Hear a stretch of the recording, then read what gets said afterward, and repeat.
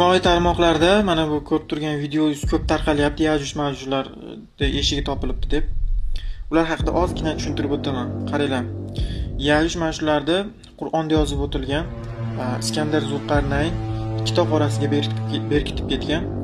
Ular har kechada o'sha tog'ni teshishga harakat qilishar ekan. O'sha tog'ni teshishga harakat qilib peshiklar ochar ekanda, Xudoyim Alloh azon vaqtida uni yana yamab o'z holiga qaytarib qo'yar ekan. Fikrlar endi Yajuj Majujlar qayerdan chiqadi degan fikrlar ham bo'lishi mumkin. Bular manbalarga ko'ra, an'anaviy manbalarga ko'ra O'zbekiston hududidan chiqishi aytilgan va bundan tashqari bularning millati kimlarga borib taqalishi mumkin degan savollar ham tug'iladi. Bularning millati aytiladiki, yana bir ba'zi manbalarda aytiladi, turkiy qabilalar yoki mo'g'ullarga borib taqalishi mumkin deyiladi. Va yana ma'lumot o'rnida aytib ketmoqchiman, ular qachonki bismillah deb boshlashsa, o'sha teshishayotganda, o'shanda ochilar ekan degan gaplar ham yuradi.